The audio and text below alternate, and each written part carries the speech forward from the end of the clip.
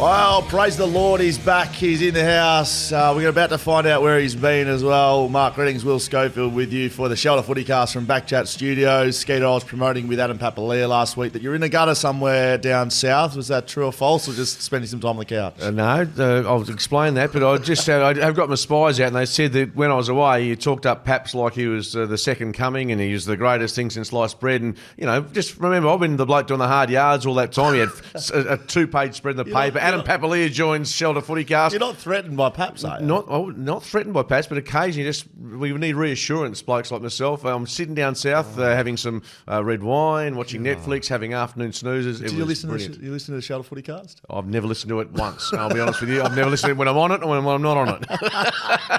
And you know that. No, you know, Skeet. Look, Skeet, I'm just trying to give people some excitement. I don't want to roll Paps in here and say, oh, well. Does Paps have any vices? Adam Pap. Well, we didn't get into them.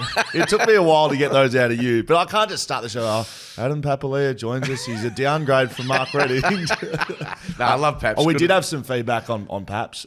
Positive. People loved it, but said there was far too much sense being spoken. There was genuine insight, right? Genuine insight from the two of us. And they said, please bring Skeeter back immediately so I could hear the dribble from you two idiots. So it was great. I went down south to Dunsborough with my mum for a couple of days, which is, sounds a bit weird, but I love my mum. I'm her favourite child, or only child. I did get some feedback. Keep going. And you know what she did? She made me breakfast. She made good. my bed. I'm thinking, this is great. And then Victoria, my wife comes down. Then my wife comes down the Wednesday, and I was like going back to in the army where you're standing to attention when things happen. So it was all very good. But I've got to say, I love going to the wineries there and just having a look around. And what was your favourite? I went to Swings and Roundabouts, which I thought was really good. Went past Shelter and things were going gangbusters there. Did you pop your head in? Didn't pop my head in because I was running late to get down south. You would have been like a celebrity down there. No, love the wineries, really good, and it's just not it's like get away for a few days and get reset for the as rewired, replumbed, or whatever Ross Lyon would say, to get yourself set for the second half of the year. Victoria, Georgia, and Liv were all around in our house yesterday for Nash's birthday. My son, I'm aware of that. And some great Mark Redding stories. I won't roll them out just yet. You'll scatter them through the rest of the year. But they did give you some feedback saying you'd been treated by your mum. Like your mum had looked after you very nicely. And so she should. Tell you what, did you look after her? I think so. I think so. She's by herself, but she's happy and she's healthy. And good. As you know, with your mum, it's they're pretty special times to spend with you. It sounds a bit sooky here, but it's good to spend time with your mum. Nah, not sooky, mate. That's good. You love your mum. That's not sooky. I like it. Shelterfootycast.com.au. That's our new website. You can find all of the stuff that we speak about on the show there. Sign up as a VIP. Our Skeeter tiers got their beers last week. Very, very happy to get that. So you can sign up 2 tiers. Not Will Schofield. It's the Schoey tier. It's the budget edition, $10. You can support the podcast. You can get discounts on beer. It's 20% for our patrons, right? We've got a 10% code here for our listeners, right? And if you want to be a VIP, you get 20% off. You get beers with Schoey and Skeeter during the year. You can ask us any questions. You can get cameos from Skeeter. You can get him pumping up your sports team or telling your missus how much you love her. I don't know what you want Skeeter to tell her. And then if you get on the Skeeter tier, that'll be $75 a month. But you get a carton of Shelter. You get free tickets to all Shelter events. And you get the discounts. You get discounts on merch. We've got little special prizes for you as well. Let's keep moving though, Skeeter. While you were away, the Red Ale won the Perth Beer Awards for the best dark amber ale. They got it done, Skeeter. Have you had the Red Ale? I don't know if I have, but I've got to say, so where were the awards they held here interstate? I don't know, I just asked the question. But so that's a Shelter, Shelter gold medal, feather in the cap. Thank you very much. And you can go and get one of those right now at shelterbrewing.com.au with the 10% code for our Shelter FootyCast listeners, Skeeter. We didn't leave you in charge of the code. No. Shelter FootyCast is the code. That's it. No, I like it. I'm very impressed with all this. We've become like, those shows you see on mid-morning shows on TV, just a complete advertorial. And they're still all shit and no substance. No, all right, let's get into some substance then, Skeeter. We hit the big topics off the top. Look, I watched the game yesterday, North Collingwood, which was outrageous. And I will say, the game was going nowhere else than where it ended. Collingwood were going to get it to a close game and they were going to win. Like I had maybe a little investment when they were down. $12 Collingwood were paying. $12 they were paying, and they were never losing that game. Like I know that's outrageous to say, but you could just see You could see what was going to happen. But the thing, we'll get into the game a little bit later on. 50-metre penalty at the end of the game. Did you see it? Ridiculous non-call. Right, should have been 50. Did you see it? Yeah, I did, yeah. So I was invested. Like I told you, I was invested. And I was invested because I had North Melbourne at +5.5, so I was hoping they weren't going to get beaten by more than... I took that during the game, by the way, because they led by 48, and with Glenn Jakovic, he said they're home. Responsible Carl Langdon's just keeps texting me going, my Kangaroos are back in town, and of course didn't hear from him after that. But it was an extraordinary game of footy. Yeah. We'll discuss it later, but... non-call. We're getting so many calls from the umpires that are I don't think they're deciding games, but they have an opportunity to change the outcome more so than ever before. This year, yeah. It's a tough gig, and I have sympathy for them. But yesterday, and certainly there's two lines of thought with that. That is that they shouldn't have given up a 54-point lead. Conversely, the umpires. There's a couple other touch ball, etc. I think Jack Crisp involved there. So the umpires had a say, but in the end, North shouldn't have given up that lead. I will say, Skeeter. I like to read the players on a lot of these things. So when there's a touch ball, you can watch the players, and if it's touched, you can see their reaction. The fact that two of the Collingwood players ran over the mark at exactly the same time tells me that perhaps on the field, either they heard it wasn't touched. But they either heard or saw something. Like, for two players to be doing exactly the same thing means that maybe they thought he played on. Or didn't go 15 or whatever. Correct. Yeah, but that doesn't absolve the umpire of saying... We've seen a lot less paid, haven't we? 100%. And anyway, if you're a North supporter, you're thinking, well, gee, we're good enough to get 54 points up. That didn't lose the game for them. Absolutely not. They stopped. They stopped doing what they were doing to Collingwood. They stopped the tag on Nick Dacos. They subbed him off. Subbed him off because they wanted fresh legs. Anyway, Clarko's explained that, and we'll talk about it more. But look, I got 6 from 6 in my footy tipping, which is rare. Well done. I wouldn't have minded getting 5 from 6. I would like to see North win just for the sake of their, to reward a team. Competition. Yeah, absolutely. But Collingwood, such an exceptional side. And you knew it was coming from about midway through the third quarter. Laura Kane, the new the footy boss. Footy? Yeah. Yep. I like the way she goes about it. I find her, at the very least, open and honest. Yep. Right. At least if she's asked a question, she answers it. Tries not to beat around the bush. She was on radio yesterday and spoke about a few things, but one in particular that caught my eye was around the points system for the draft. So over the past 3 or 4 years, we've seen a point system come in where for academy prospects, for father-son prospects, you can match bids, right? And it's Jamal Ugle-Hagan springs to mind as someone that Western Bulldogs had to match a bunch of bids for him. Nick Dacos would have been similar. Collingwood would have had to have the draft picks and the numbers to match that. Laura Kane on radio was quizzed by David King and a few others. It sounds like the AFL is seriously considering changing this system this year. So with 3 months to go, 4 months to go before the draft, with no ability for any clubs to acquire any picks or to change their strategy, it sounds like they're going to change it because there has been some noise around the father-son additions and academy prospects. So there were some West Coast Eagles ones, Collard being one that they missed because they couldn't acquire. Yeah, the points. I think they had to wait until, now again, I'm a bit like you. It's fair to say the way we're speaking, we don't understand it fully. But the fact that change is coming without much notice, by the sounds of it, clubs are annoyed. Yeah, and look, Collard, I think, went, I stand correct, around pick 30, 29, 30 for St Kilda, and the Eagles, for instance, couldn't acquire him until slightly later. I think they want to be on either a level pegging with the clubs like Sydney, Brisbane, etc. Put them in that same, at least, a path.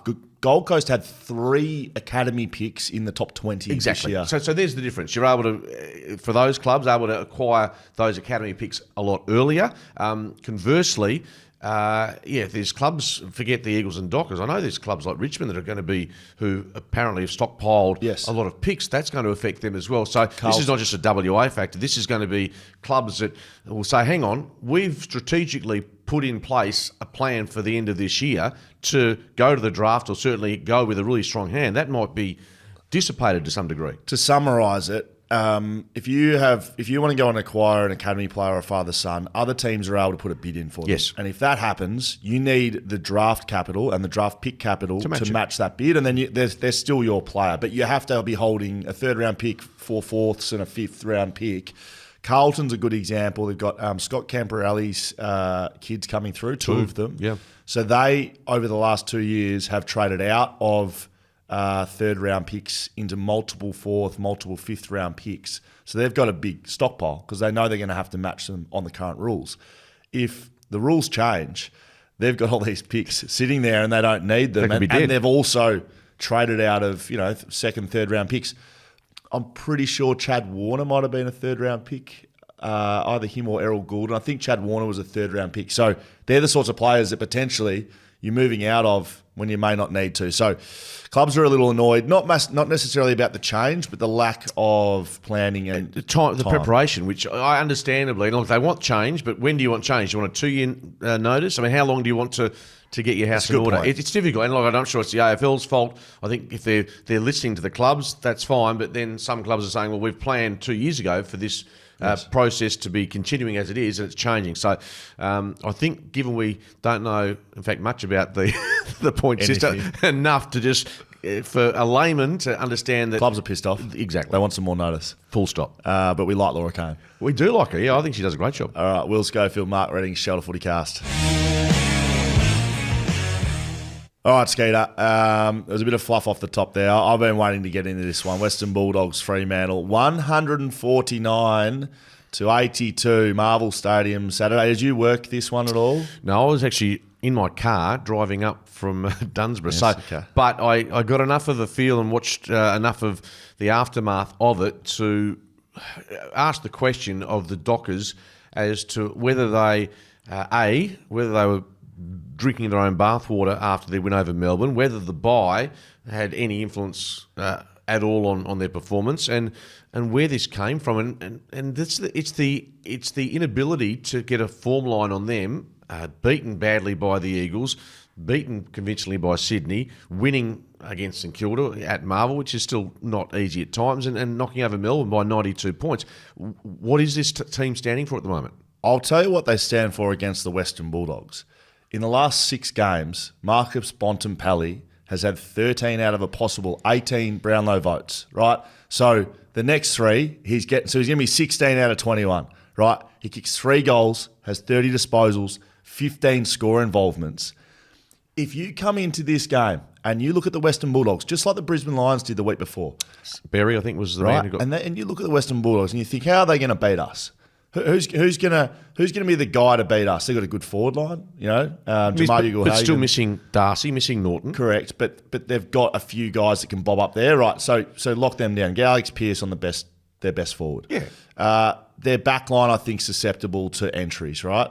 You look at their midfield and you think if Bont, Libba, Treloar, Bailey Dale, if one of these guys gets off the leash, who's the one we don't want to damage us? And given the history against our footy club over the past 6 games, who's the guy?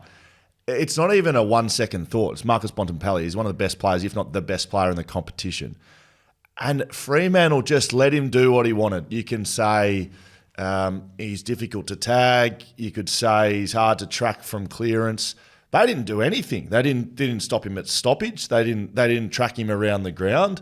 They couldn't beat him as a forward 5-on-1. Now, there's elements of brilliance from Marcus Bontempelli, fine. But and I've heard it quoted from a couple of players, to back their system in against the Western Bulldogs, it's arrogance, mate. That was complete arrogance by the Freo Footy Club, whether it's off the back of their 100-point wins against Melbourne, which is no good. It's at Alice Springs against Melbourne, who are absolutely tracking like dog shit.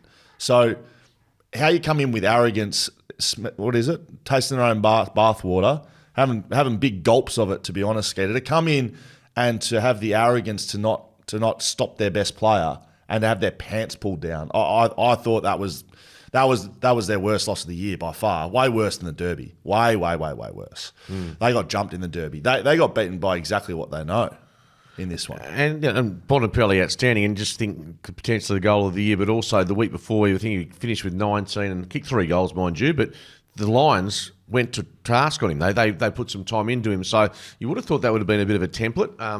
Dockers didn't decide to do that. But it wasn't just that. Look, Libba, having watched what he did during the game as well, he was really important to give them that grunt around the ball, which we know he can give them. And there was one contest late in the piece or during the game I saw, which was he v Brayshaw. And Andy Brayshaw's a fine player. He's an absolute gun. Yep.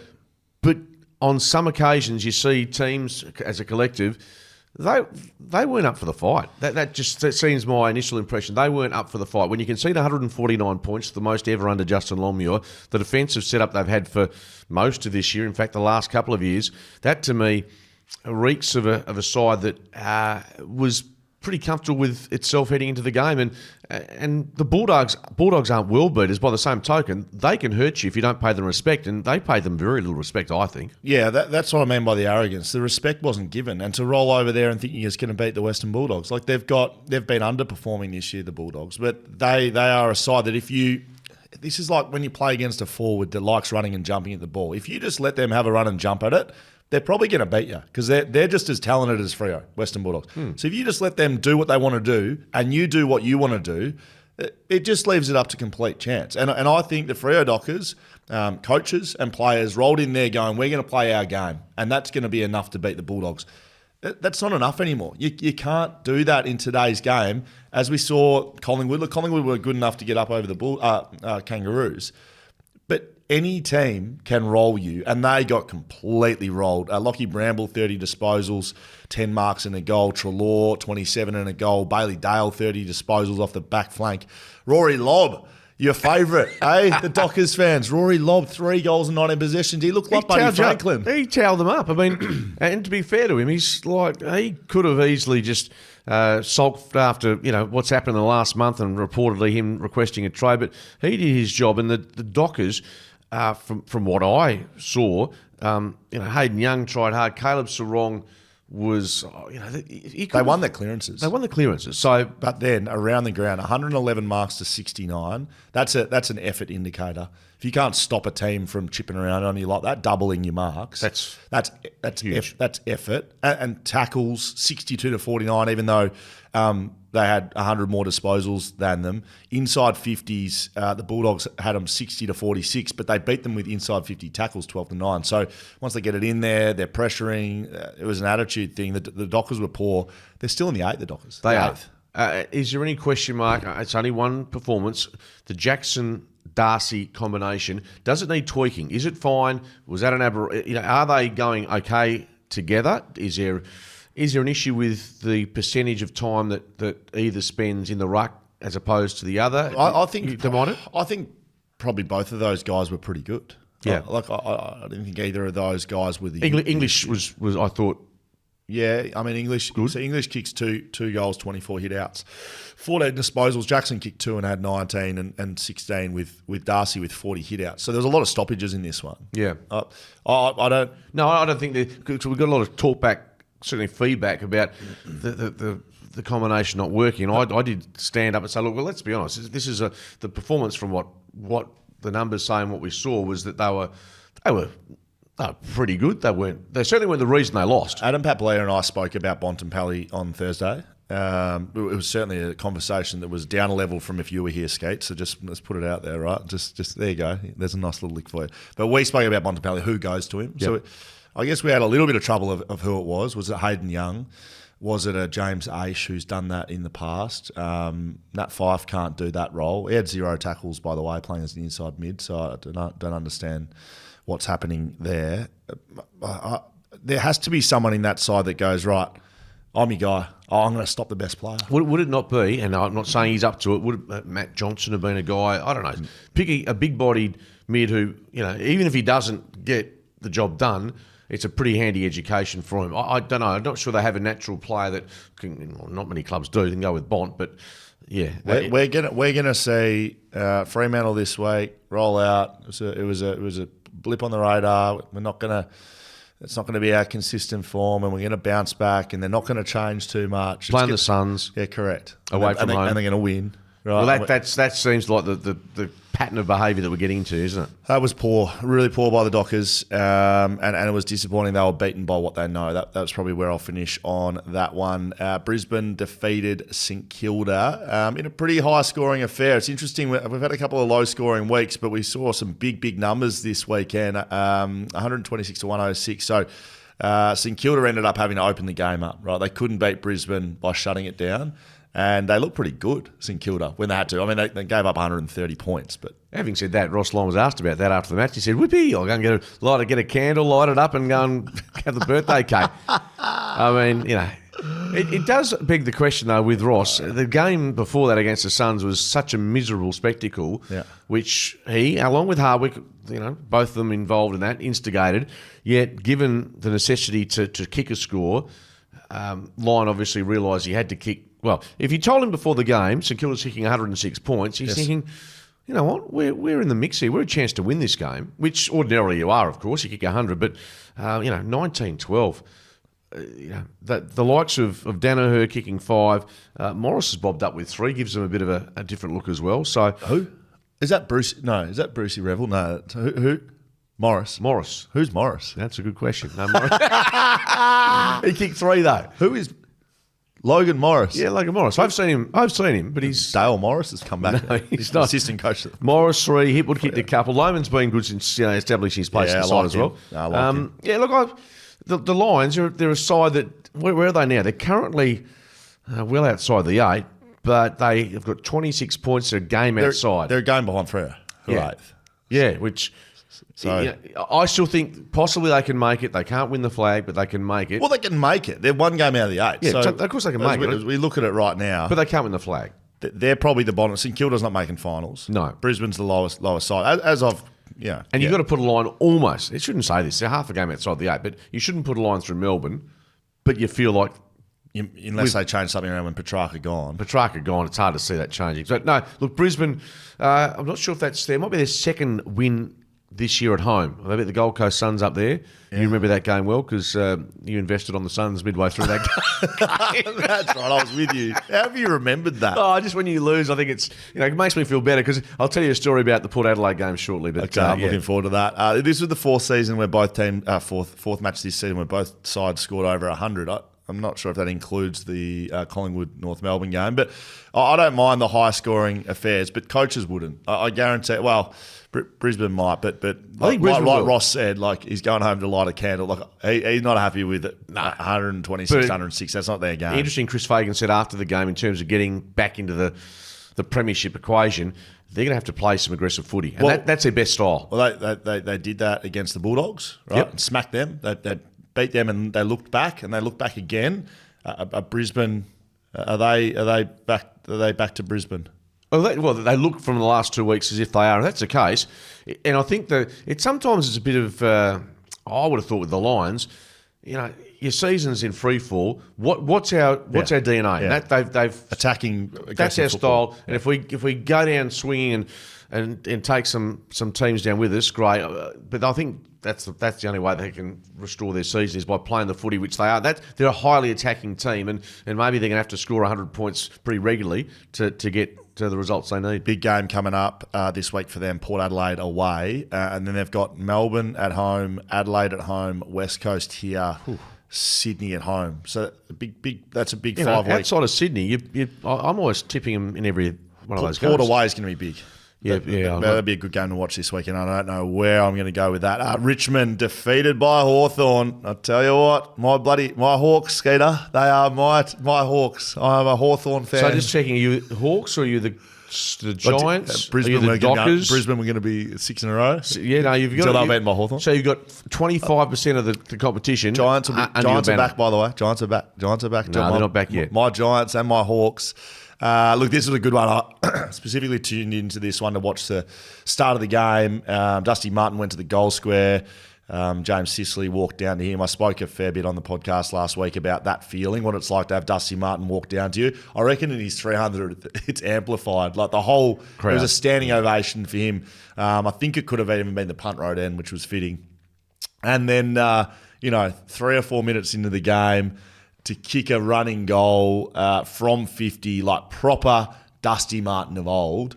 that was I got goosebumps again, like talking about it and watching it. Like there was 92,000 people there. That's extraordinary. I mean, some grand finals have only just got in the mid-90s back in the day. I think it's the biggest crowd between those two sides ever. Yeah, extraordinary. And both teams, also Richmond going poorly, Hawthorn middle of the pack at the moment, but middle of the pack. They're middle of the pack. Yeah, so you look at the ladder and you say, when you looked at the ladder and Geelong's on top and Geelong's the best side. Well, where are they? Not. Are they middle of the pack or not? On the ladder, yes, but as performance, I'd have them top 4 at the moment. Well, yeah, they probably are, but they're middle of the pack with regards to the ladder as we speak, and that's the determinant. We don't talk about any of the Hawthorn. Geez, they were good. They were top 4 side. They finished 8th. They've won 6 of the last 7. They've been great, and the 7th one they should have won 7 in a row. Was the Port Adelaide game? No, agreed. No, really good form, and I think it's great for the comp. It sounds strange saying this because Hawthorn, there's no sympathy for Hawthorn because they've had flags through the, 3 flags going back in only a decade ago, but it's the way they've evolved as a team, which I think I know you admire, and Sam Mitchell's doing a super job. There were some big doubters. Absolutely. The way they started this year, there was, and I'm not talking about you, but some people they were getting called out as he's lost his way, he's cut them too hard. The same thing happened last year, actually. Yeah, and to be fair, they did have a lot of injuries at the start of this year.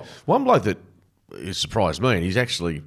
I didn't rate him that highly, but maybe it's Scholl, who kicked 4 on the weekend. He was hot. I think he's kicked 20 this year, off the top of my head. He has been historically, and you saw him at the Tigers under Hardwick. He got shipped off to the Gold Coast. As soon as Hardwick got to the Gold Coast, he shipped him away again. Look, he's not going to be your Coleman medalist this year. No. But I tell you what, for what he's... And I think he was offered quite a long-term contract recently. That's a season that, as a bonus with Mitch Lewis to come back. Him as a second fiddle to Mitch Lewis, like that's a serious matchup. That is, as a backline you got to consider. Mabior Chol has a laconic nature. He sort of looks walks lazy around. He looks lazy. But if you understand that and you accept that in a player, and this is down to coaching. If you that's okay. That's how you look. Whether you are or not. Like, a lazy player doesn't kick 4 goals, taking the marks and kicking the goals. He did, he could just be that sort of person. So I've been impressed by him as well, Skeeter. Just for notes, I know you'll be taking them, Skeeter. Hawthorn's next 5. West Coast. Win. Geelong.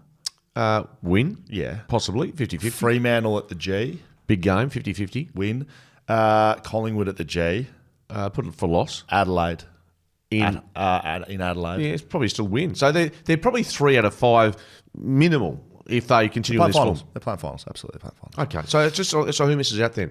Geelong and Port Adelaide. Yeah, so you missed this. Geelong, Essendon won't make finals. Geelong won't make finals, and Fremantle, the way they're going, won't make finals. So that's 3 changes. So I think Hawthorn, Brisbane, and the Bulldogs will play finals. Okay, fair enough. Is that all right? Mark this down at on Monday morning. I don't need to because it's on camera and it's on podcast, so we can just look back on it. Okay. Well, are you going to make any big calls or not? Nah. No, Geelong best side in the comp. No, hang on a second. Why do you have to go back to 6 weeks ago? Outside of Sydney and probably Collingwood, that top 8, there's some fragility about it. Could still be there, the fragility. Sicily, 33 possessions, 874 metres gained. He's such an important part to the way they go about it. Set shots, 9-6, 60 from the Hawks, so they were quite accurate on the day, and they're certainly challenging. Dusty, 300. He finally got an interview out of him in the middle of the G. Took Jack Reevell. What notes was Jack reading out there? He was very, very conscious of the notes. He was standing there with one of his best mates. He probably had 5 questions. That's fair enough. I mean, I'd rather see someone have the notes there with questions as opposed to trying to ad-lib it and completely butcher it. No, I didn't hear the interview, but I heard parts of his answers, and in many ways, the Hawks would like to be not on a bye. Yeah, that's a good point. They're on the bye this week. Which right, it's always problematical. Maybe teams like the Bulldogs who haven't had the bye a bye either, they get the chance to say we needed it. But Collingwood would be happy. They'll be happy. Yeah, Collingwood absolutely. They're the team that probably in terms of personnel will require it. But no, as good as Hawthorn was, I thought Richmond disappointing given the occasion. Not expecting them to win the game. They're not very good though. No, they're not very good, but. We saw them against Essendon and we saw them against Adelaide be highly competitive. I think that was one of their more disappointing days given the occasion. Yeah, that's probably fair. Adelaide defeated by Sydney. We called this one together, so I do remember who won this one. Sydney started slow in this one. The Crows led by up to 23 points late in the second quarter, and there was a bit of excitement. Could Adelaide knock them off? But what was was so interesting about this game, and I thought, it took me a little while to find the stats on this one, but in overtime of this game, Sydney kicked something like 11 of their 16 goals in the last 5 minutes of quarters. So in the first quarter, Adelaide owned it for 25 minutes, and then Sydney got a couple back late. Second quarter, same thing, couple back late. Third quarter, Joel Amadi in the second, kicked 4 in the last 6 minutes. In the third quarter, they kicked something like 7-0 with 6 minutes to go on the play or something. Yeah, including back-to-back goals after a free kick. So it was all. That was one of the worst. I'm going to go into that. Red time, they've absolutely destroyed them, and it showed you that I don't think Sydney were at their best or even close to it for probably 70% of that game. But last quarter they dominated. Outside of that, I thought Adelaide were pretty competitive against a Sydney team that, with Joel Amadi. You talk about blokes looking a bit like Marby at Shoal, looking a bit sort of casual, but he was terrific. Lance Franklin. 3 or 4 times where he looked out of a contest, took a mark, and look, here's my whinge. There's 2 whinges. Well, the first one, 9 minutes to go. We're all, I know there's a premiership to be won. I know there's bigger fish to fry, but you got 9 on the board. Surely you try and squeeze a 10th. They took him off 2 times in the last 9 minutes of the game. Yeah. So he came off, and I blew up about it on the call, and you said, no, he'll be back. As I thought, he'll be back for the last 7 minutes. Which he did. And then with 2 minutes to go in the game completely sold and done. They brought him off for rotation. What are we doing here? I spoke to Lee Spur yesterday, and I was speaking to Jacko. They said, and they agreed with the sentimental side of it. They said, he's had some hamstring issues. I said, he didn't have hamstring issues kicking 9 goals. I understand this is a very minor element of the year and of the match. Just put him in the goals. If he's hamstring, just tell him you're not allowed to leave 20 metres. You're feeling good? Yep. Feeling Kick it to the top of the goal square 3 times, see if he can kick 10 goals. Exactly. I mean, he'll never have that opportunity again. Maybe ever. No, I agree. You and I are on the same page. What was the cricket analogy? Like he's on 98. I said he was on 98 and your captain declares. They're saying, piss off, mate. I'm going to get my 100. Particularly with the game 1. Anyway. Sam Wicks got to put his hand up here. So 9-1 from 10 kicks, Joel Amadi. 4 minutes to go. They get an inside 50. They're looking for him. This is the interesting thing when players kick a lot of goals. Backman wouldn't know exactly how many unless they looked up on the board. You don't reckon the defender? The Sydney Backman. Sydney Backman. Wouldn't know. Sorry. The mids. Some of the mids would know. All the forwards know. Like the forwards. But what about the Adelaide defenders? Mark Kane was. After 4 or 5, you think, geez, yes, I'm hoping. All I'm saying is, as it comes in, Sydney delivering the ball, the forwards know, and Sam Wicks was playing as a forward all day. He dropped into Joel Amadi's space with 4 minutes to go and cut off I think, mark and shot for his 10th. People thought he was in a bit of trouble early on in the year with a few certain things and people not getting around him. And mate, he'd be getting back to the locker rooms, getting fed by Joel Amadi, I reckon. There'd be a fine system in place. I reckon the horse might be part of that as well, as a joke for saying, listen, coach, how about giving me a chance? Anyway, it's all done and dusted. In brief, 2 points I want to make. Adelaide Crows, I know they're starting to get really impatient with Matthew Nicks and the footy department South there. Australia, It's starting to really heat up.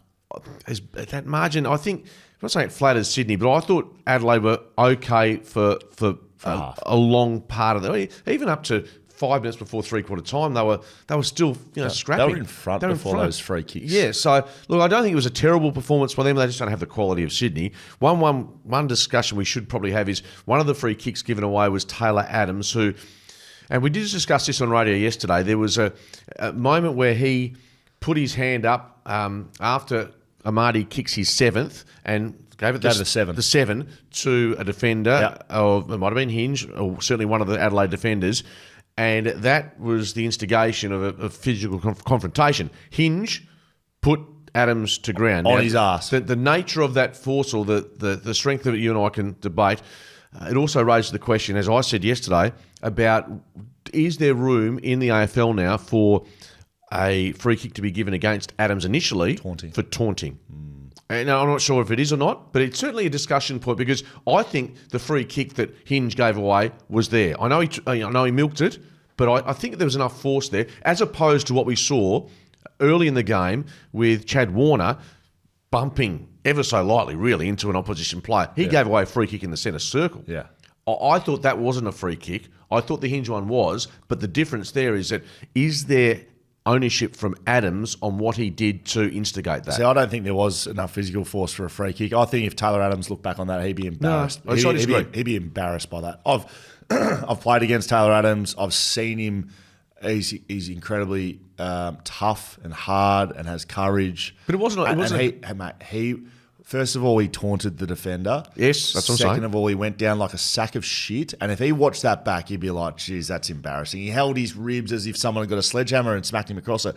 That was an umpire getting sucked so far in to a player. This goes with the same thing as throwing their head back onto the ground to try and get a free kick. He was trying to milk a free kick, right? So that happens in the game. Taylor Adams would be embarrassed with himself. No, so I disagree. I think he would, mate. He would. I think it was a free kick. And I'll tell you why. Do you think that Hinge would look back on that and say, geez, either I got sucked in or B, I should have done that? He would all of that, but I reckon he'd be pretty comfortable with dropping a bloke running around taunting. Was he comfortable with the fact that it changed the course of the match really quickly? Yeah, I don't know. Sometimes in life you got to smack down little shits just running around their mouth. Oh. So I'm pretty happy with it. I don't think that would be coming up Monday's meeting. Like I think there was other things that probably. Not the Hinge thing, but I'm talking about. I'm working both ways with Taylor Adams with what he did. Does the AFL look at that? I'll ask you another question. If you got Hinge who drops the bloke who's taunting his teammates, right, and you've got to think about that free kick given and a goal, you sit there on Monday and go, I look back at that and am I embarrassed with it? Or Taylor Adams acting like a little. I don't think he's embarrassed, Taylor Adams. Taylor Adams would be embarrassed watching that. I bet you he's not.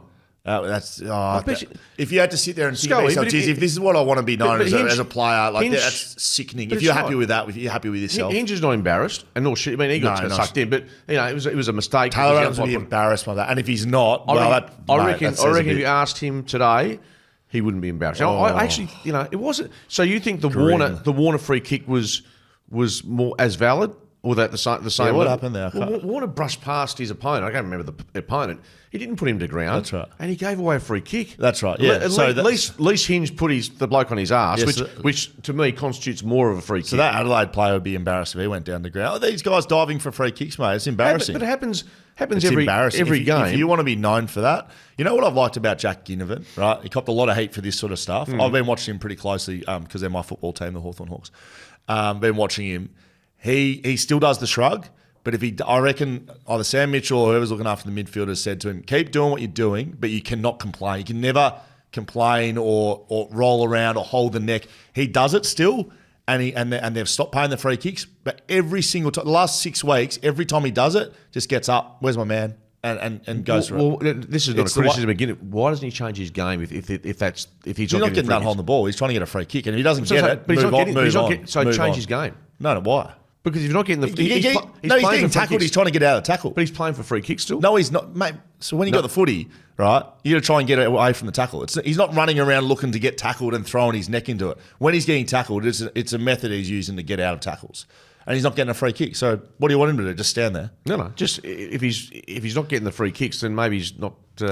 He's been found out. I'm not sure how we got there actually, but I'd be sitting there Monday. Anyway, I reckon if we text Dean Cox and say, "Is Taylor Adams embarrassed?" Should we try and do that? I've got no problems with that. I might ask Cox. I don't disagree with what you're saying in part, but I still believe that the contact from Hinge to him, it wasn't insignificant. We move on. Yeah, correct. You got the last word. Well done. North Melbourne. We move on. Thank you very much. But also, Taylor Adams is embarrassed. North Melbourne defeated by Collingwood by 1 point. I said this earlier on. I couldn't see this game going any other way. Even with 54 points down, one of the great comebacks we've ever seen. It was a great game to watch, high scoring.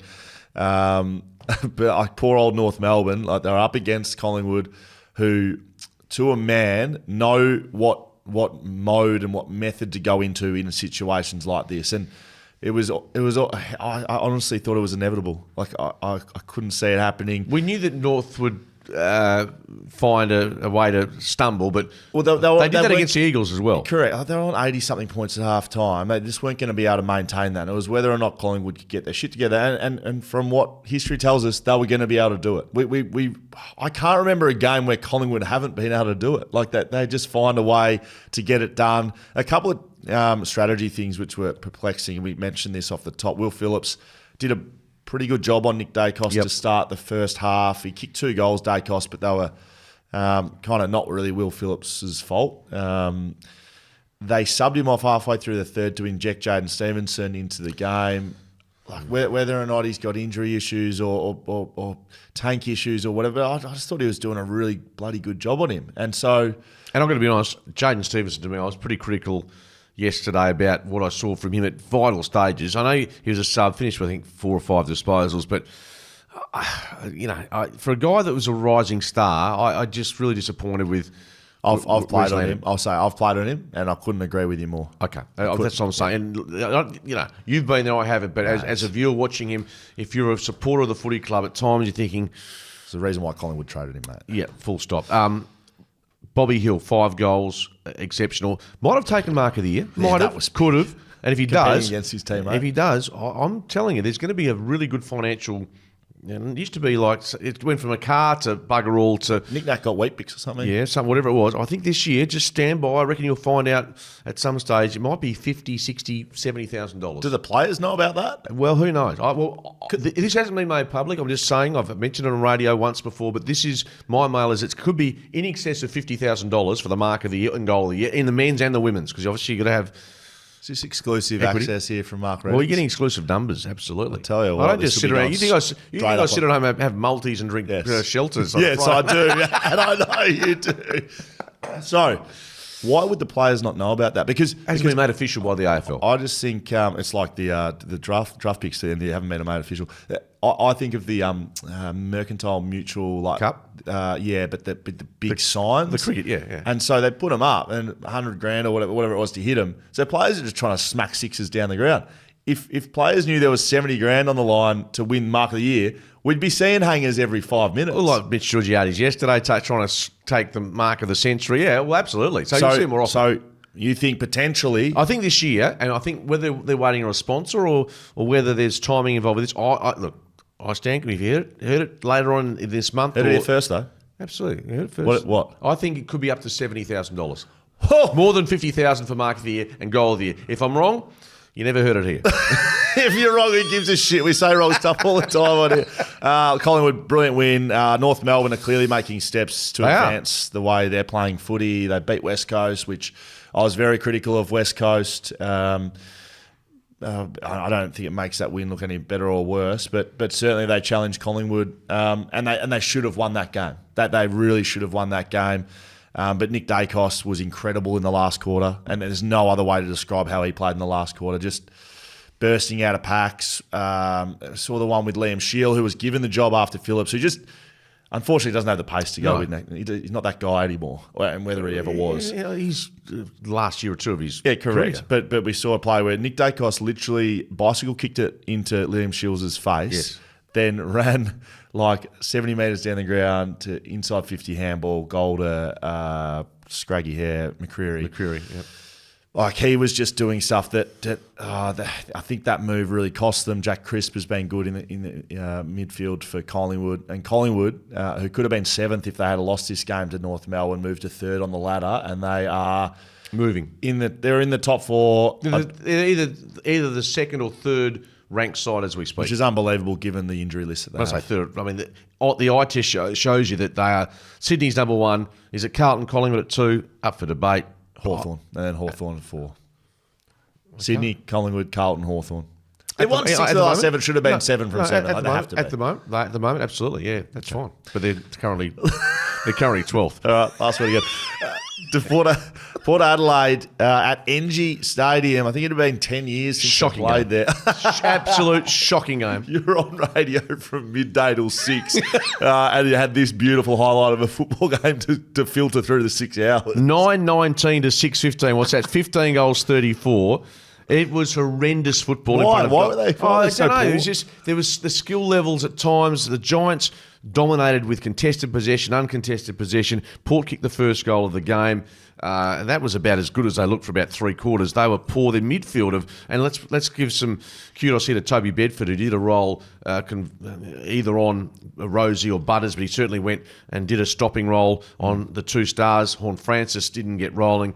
Take out their 3 best players or 3 of their better players, and And Port Adelaide, for mine, looked absolutely listless. I thought they looked lethargic. They looked, and bear in mind, they're only down by a kick and a half at three-quarter time. So I know it sounds strange. They lost by 22, which doesn't sound bad, but they kicked 9-19, the Giants. And a lot of those easy goals, I saw a lot of Toby Green's, I think 1-6 or 1-5. Yeah, he missed plenty. So did Jesse Hogan. Good signs for the Giants, to be honest. Really good signs. Josh Kelly returning was terrific. He was best on, in my opinion. Yep. His run, his carry, and a bit of that, the orange tsunami style of midfield. We're seeing just signs. And look, from what I've seen in the past month, I'll go, Giants probably just in the 8. Well, look at the ladder this morning. They're 5th. Yeah. So, to me, 1, 2, 3, 5th. And that is a great launching pad for the second half of the season for a team that I think's been really disappointing in the last 5 or 6 weeks in general. Tom Green back to sort of his best footy, especially in the second half. Had 21 disposals of his 30 in the second half. Dan Houston's a good player, but look, they threw Radaglia forward. They had to in the end in desperation because their forward line, they've got no Finlayson or Dixon by choice, so it was up to Marshall to be the leader in attack with Georgiades. Georgiades was good. Yeah. And look, I think he's, long-term wise, he's obviously the player that Ken Hinkley, if he survives past the end of this year, is going to be someone he's going to lean on. But I think the questions will come for Ken Hinkley because I think they're vulnerable to playing finals. Yep. You saw them beaten by Carlton at home, beaten here. Should have been beaten by Hawthorn. Absolutely. They're too flaky for mine. They certainly, put it this way, they might play finals, but the only way that I think Hinkley will survive is if they reach a grand final. Yeah, and I can't see that happening right at this second. Lockie Whitfield had 28 disposals, 94% efficiency. If you want to beat the Giants, I don't know why teams don't tag Lockie Whitfield, and I love him as a player, but he's an uncontested ball winner. He runs around, he gets uncontested ball, and he's a connector for them. If you cut him out, like Jordan Clark at Freo, we've seen that done before, he's the guy. He's the guy that sets up their ball movement. Arrogance from Port Adelaide. I'm just going to start calling it out. It's complete arrogance to not stop these good players, to think, we've got Dan Houston at the other end. He can do the same thing. Who gives a shit? You let one of their best players run around and do what they like and have no pressure, you can't win. No, look, I thought Port Adelaide were passive. They were poor. And just to finish off on that, I'll just give you a little insight into how my little afternoon finished with Port. So I had them last leg of an investment that I had. Yeah. And so I had them at... Investment. Far out. You're just sort of financial planning from Anyway, had them at plus 21.5. So they could lose by 21 but not 22. So anyway, I think Hogan or the Giants kick a point to put them 22 points up with 14 seconds remaining. So you were calling 14 seconds. And so Port go up the guts. And for the first time in about 3 hours, they get the ball. They get the hand pass out to Georgiades. He kicks for goal. It goes through for a goal to get me across the line. But guess what? The siren goes one step before he kicks the football. And so I'm in the studio, and Jacko and Lee Spear and Mark Dorn look at me, and I've thrown the pin into the wall and thought, you pricks. Anyway, that was really disappointing. I get done not by a goal, not by a step. Georgiades, that's the only time they move the ball with any purity for about 2 hours. And I thought, that's that's the way it rolls in this world. Will Schofield, Mark Redding, Shelter FootyCast. While that game was happening, as I said, your family was at my house, and they were telling Mark Redding stories, and I've just literally banked them in my phone, but I'll give you one. So, Skeeter, the household man he is, right? Chores, does lots of things around the house. Not sure what they are, but he was doing the drying. He was drying the clothes in the clothes dryer, but it wasn't working. It was sort of beeping and carrying on. Skeeter, like a Neanderthal's, banging on it, banging the sides and shaking it.